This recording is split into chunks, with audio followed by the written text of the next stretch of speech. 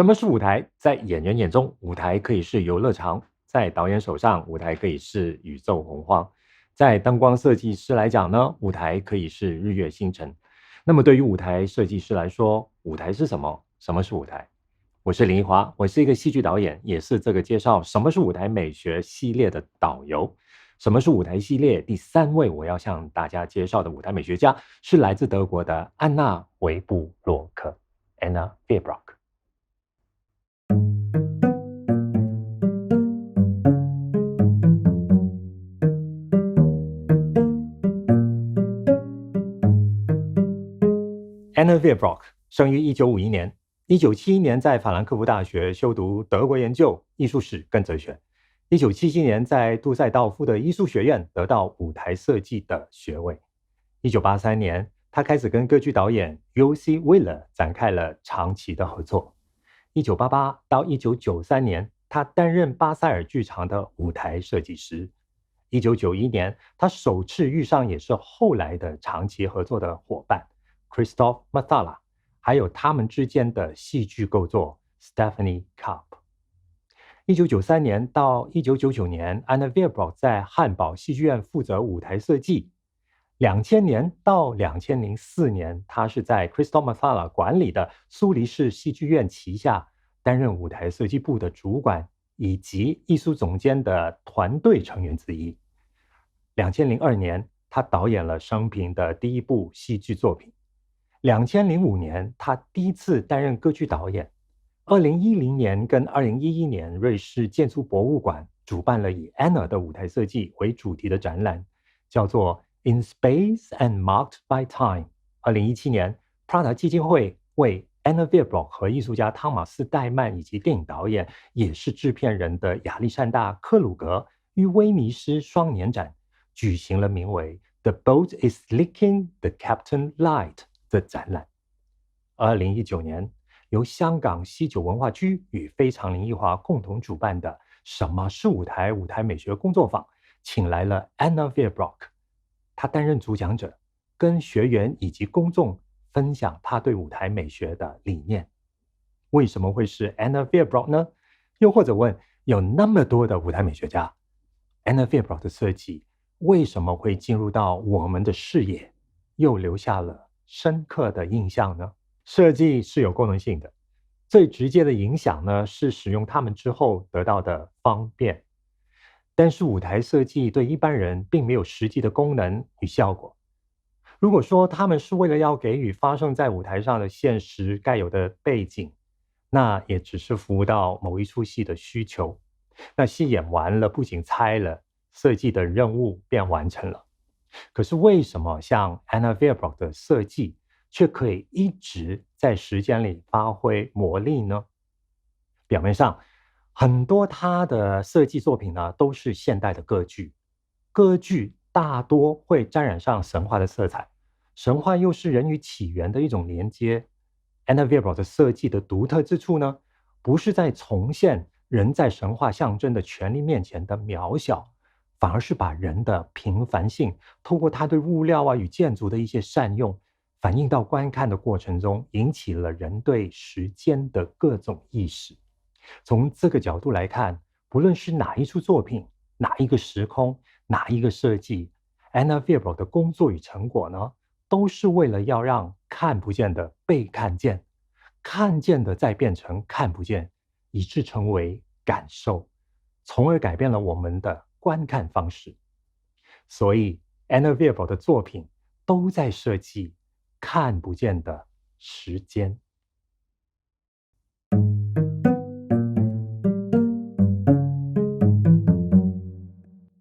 现在大家看到的画面是 Anna Werbrock 在1993年为 Christoph Matthala 的音乐剧场干掉那个欧洲人所做的设计。如果把这些演员都抽走的话，我们看见什么呢？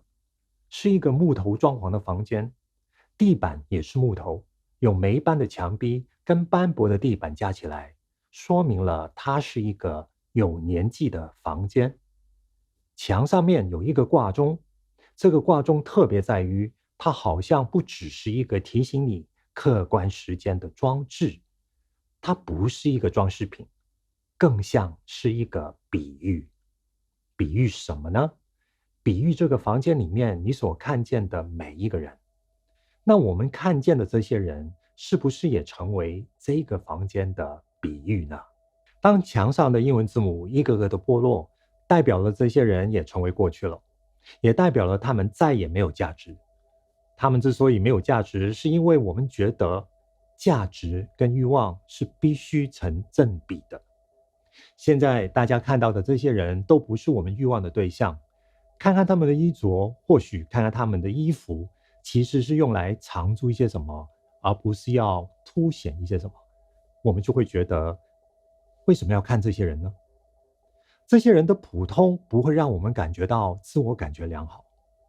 这些人在现实中可能有很大程度上面是我们不会主动去看他们的，就算被动看到了，自然会用一种与自己无关，要不呢就用一种要确认跟他们无关的眼光，因为他们身上所展现的都不是我们想在自己身上看见的。不容否认，如果这只是一家养老院、疗养院，那我们就很容易否定这个环境对我们的吸引力或者观看的意义。然而，这个空间不完全是一个养老院。养老院不会有两个好像是在工厂里面的蒸汽机所使用的煤炭炉在旁边。这也不完全是一个疗养院，因为在现实当中的疗养院，家具都是格式化的，不会像现在我们看到的那些桌子啊、椅子啊，大小虽然有它的格式，可是每一张又都不一样。于是这个环境便不能够被我们一般的刻板印象去赋予一个身份。好奇就是在这样无法定义的状况下，带着我们的目光继续关注事情的发展。环境是暧昧的，里面的人的身份也是暧昧的。这些角色的身份具有让我们进一步去探索的动机，让人想要去问，他们如何通过声音的表现来建立彼此之间以及与观众在情感与思想上的沟通呢？他们有时候是在唱歌，有时候是发出奇怪的声音，有时候是在朗诵，有时候是在喃喃自语。总的来说，意象跟语言以及声音还有音乐构成的整体氛围，使这个空间充满了很多很不同的质感。作为观者，会对这些不同的质感产生不同的反应，以致不会有两个人的感受是完全一样的。也就是说， Anna Werbrock 设计的环境跟服装与 Christoph Methala 导演建构的叙事，并不是要观众理解，而是通过他们营造的氛围，得到属于个人的感受，去问到底我在看什么，以及问为什么我要看下去。在这个空间所呈现的意象上，我们很容易感受得到一种压迫感。这种在空气中看不见的压迫感呢，叫做被消失掉的存在。为什么是说被消失，而不是自然流逝呢？这就是最直接跟历史有关的了。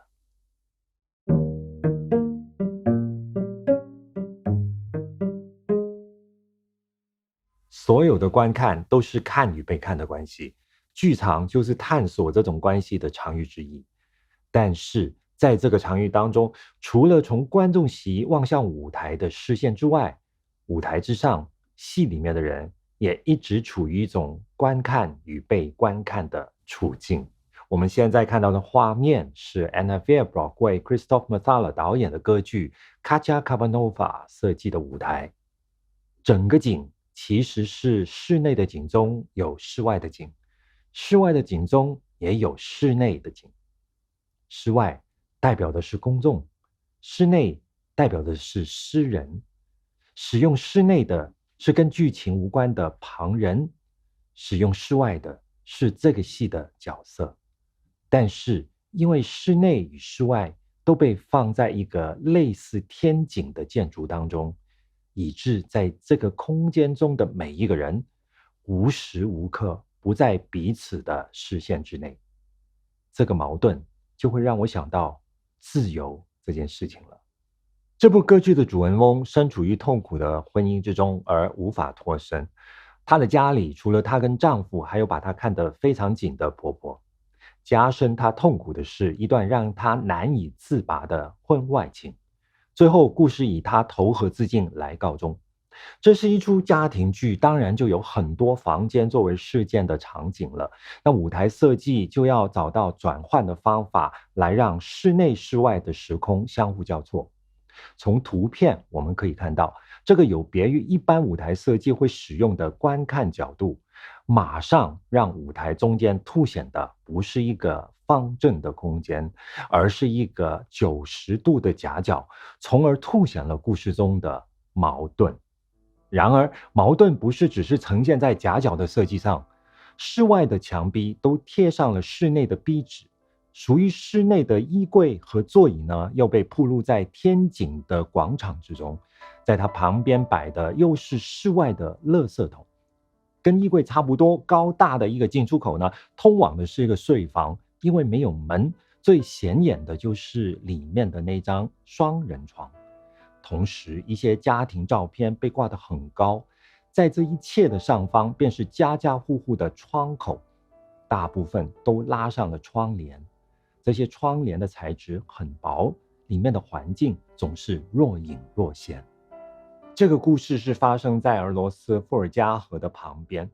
水的存在在卡恰卡巴诺瓦既有河流代表的自由，也有留在墙上潮湿的痕迹。两者分别代表了主人翁的向往与他受限于的现实，而他最终选择投河自尽，反映了他对自由求而不得的向往。然而舞台上不能重现河流，主人翁的悲惨下场便要透过某种方式来呈现了。Anna Fierbrock 跟导演 Christoph Methala 曾经造访剧作家居住的城市布尔诺，他们在那里找到了很多的灵感，还有有用的素材。先前提到在舞台上的那些高耸的墙啊，跟墙上的窗啊，还有很多70年代风格的垃圾桶，还有一个就是已经废置的青铜喷水池。Anna Fierbrock 便按照这些实物做了比它尺寸更大的喷水池，放到了舞台的中央。他这样做是因为他喜欢这种有点不成比例的设计，目的在于观众将会因为这种物件的平凡但又不常见而开始思考。Anna Fierbrock 说，技术上而言，那个女人虽然只是躺在那个喷水池之中，演员没有假装死亡。当观众看见她的婆婆的一个朋友把一件风衣盖在她的身上，就能意识到她是死了，那就会有一种可怕的感觉。这是歌剧容许的做法，观众会觉得这个角色是丢进了喷水池的剑翅上，好像受到酷刑的瞬间。从上述的结局来看，当河流变成了喷水池，当淹死变成受刑，主人翁的感受与我们的感受也会因此从遥远来到现在，从他人的痛苦变成共情。所以当感受的转化发生，时间在我们身上的意义也就发生了。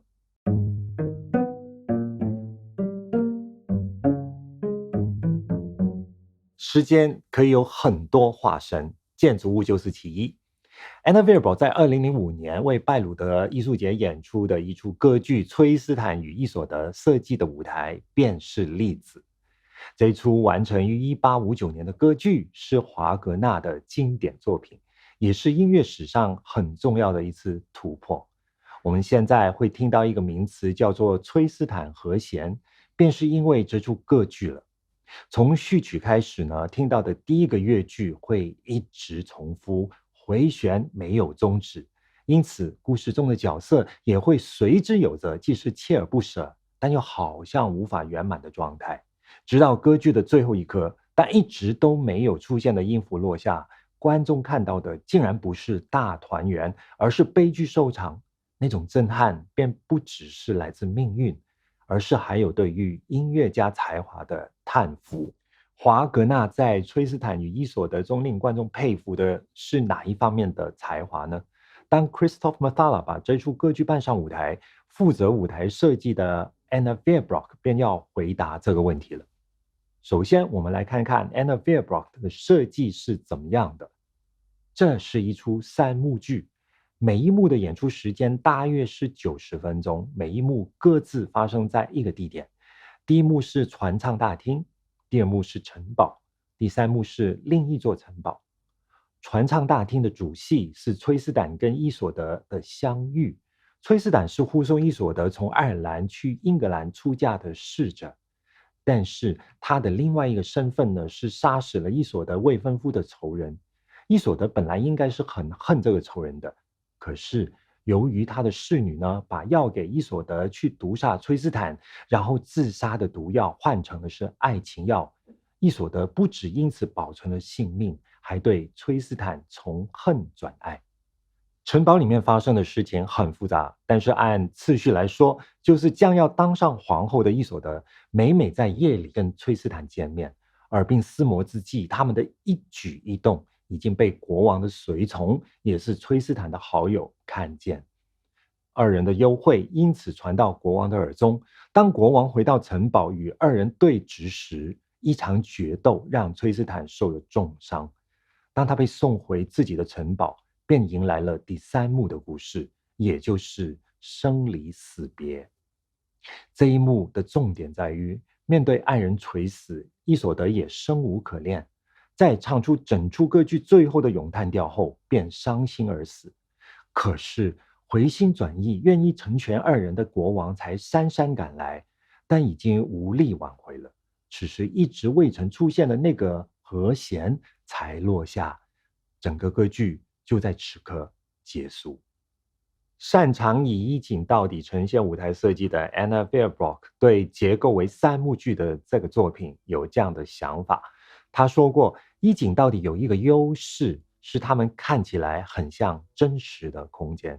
但是当需要转景的时候呢，这种幻觉便会破灭。崔斯坦与伊索德是一出很长的歌剧，在拜鲁特艺术节演出的时候，每幕之间都有1个小时的休息。那作为舞台设计师，他就觉得说衣锦到底不可行。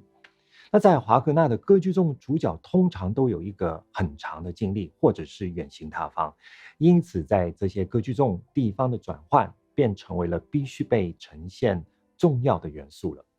在崔斯坦与伊索德中，时间也是一个重要元素。每个角色都有他们自己独有不同的感受时间的方式，而这正是 Anna Fairbrock 的设计中围绕的主题。这些不同的时间感定义了3个空间的特质。他在第一幕中以写实主义的方式设计了一个船舱大厅，感觉呢有点像演员格丽泰·嘉宝的电影中出现的那些华丽的场景。那第二幕呢，则是一个稍微超现实的场景。到了第3幕，就更像是贝克特的那些剧作中出现的未定义的空间了，也就是最贴近典型的 Christoph Mattala 风格。按照如此的概念，他设计了3个相似但不相同的空间，每个新的空间与上一幕有着等样的空间结构，但都放在前一幕的下方，就像堆叠积木一样。它也像树木的年轮，时间像年轮般在舞台上生长，只需要往上一看就能看到过去了。在电影《德国90》中，高达提到，过去其实并没有过去。Anna Fairbrock 有着很相似的感受，因此他说，过去其实总在现在当中。过去与现在很多时候会是我们衡量对与错的指标，做事今非，今是作废。然而神话与悲剧常常提醒我们，如果是与非被当作我们追求的答案的时候，昨天与今天便只是一体的两面。因为站在中间的我们，无非只是想要成立自己的所站的位置，而所站立的位置呢，又将局限我们观看事情的视野。